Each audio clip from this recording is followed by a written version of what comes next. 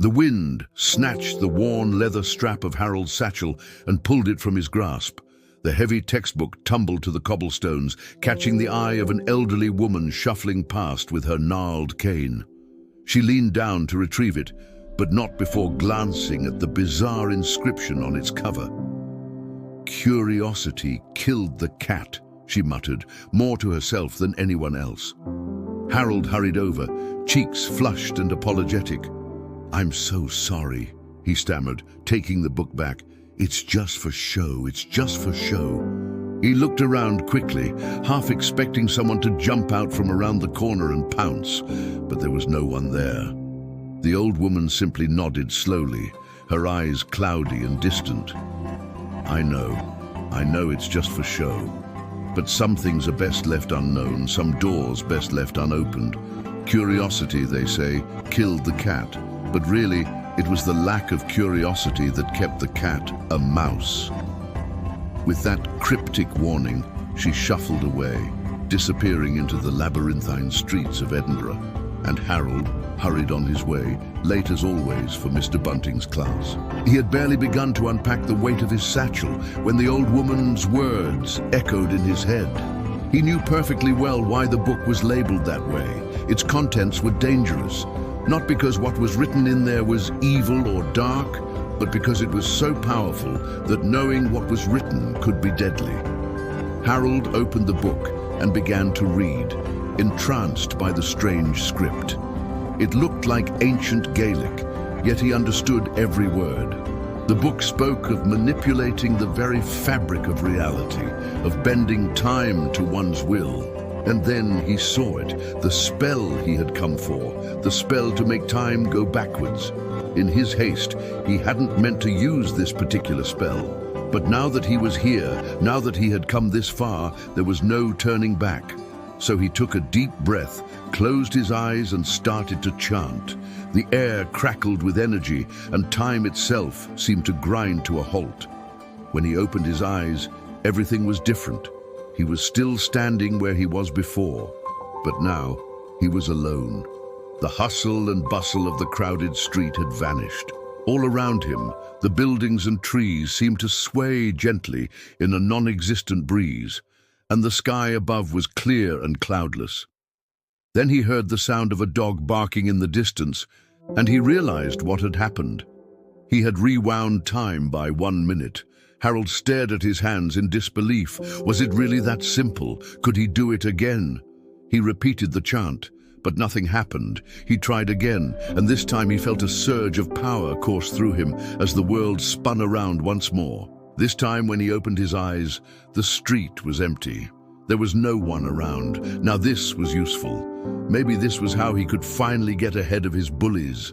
Or maybe he could become the star pupil, impressing Mr. Bunting with the brilliance of his answers. Or maybe, just maybe, he could win over Penelope Plum, the prettiest girl in class with mousy brown hair and eyes like melted chocolate. As the minutes ticked by, Harold found himself rewinding time again and again. At first, it was exhilarating. He used the power to ace every test, solve every problem. He became the star of the school play, impressing the whole town with his dramatic flair. And Penelope Plum finally noticed him, blushing furiously when their eyes met. But as the days passed, something began to change. Each time he used his powers, it took more and more effort. And each time he did, the world around him became a little emptier. He would rewind time to ace a test, only to find that the next day, all his classmates had mysteriously vanished. He'd stop time to impress Penelope Plum, only to find that the schoolyard was deserted and the swings hung motionless in the empty playground. One day, Harold decided to use his powers for good. He stopped time and swooped in to save a kitten stranded on a ledge several stories up. He rewound time again to stop a drunk driver who swerved dangerously off course. He even stopped time to help the old woman who lived at the end of the street carry her groceries. But each time he did, the world grew emptier. Harold was beginning to understand the true cost of his powers. For every use, Something was taken from him, something precious, something irreplaceable, and he wasn't sure he had anything left to give. He found himself drawn back to Mr. Bunting's classroom, the place where it all began.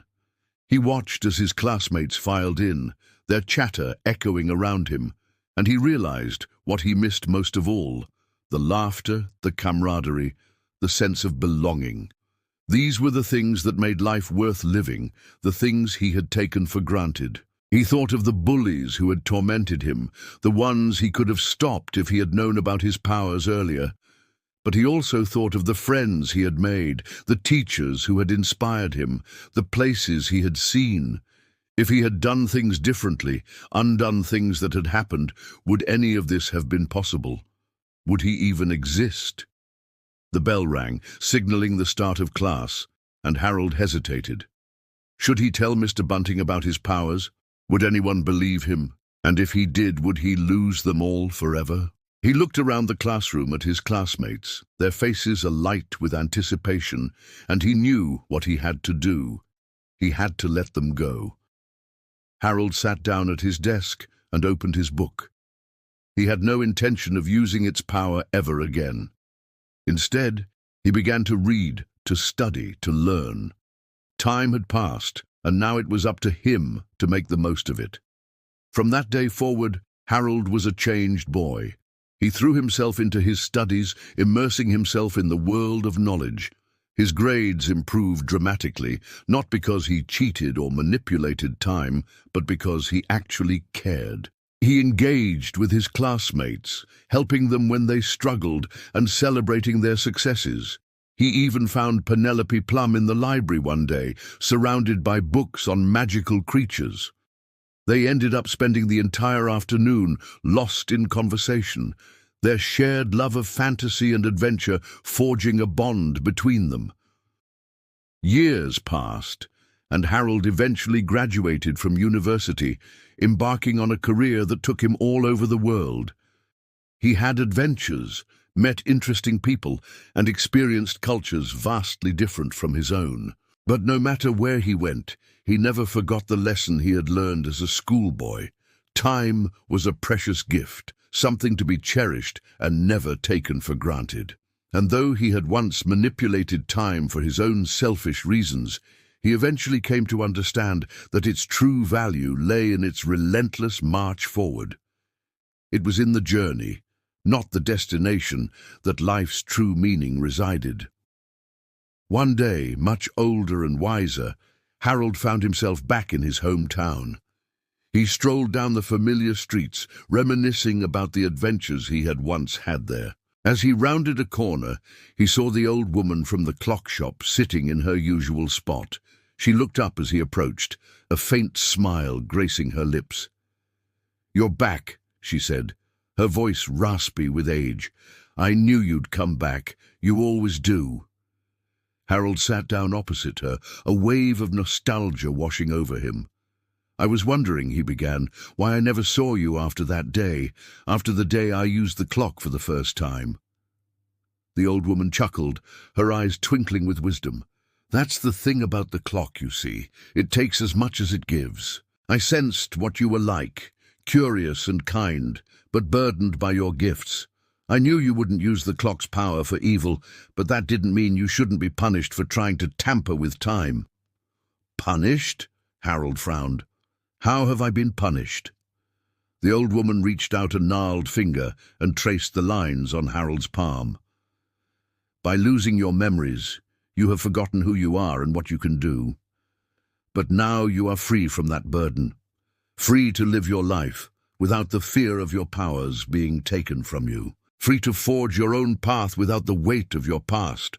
Harold looked at his hands in wonder. He remembered now. He remembered everything, the spells, the incantations, the triumphs and the mistakes. But most importantly, he remembered who he was, a boy with extraordinary abilities, yes, but also a kind, compassionate young man.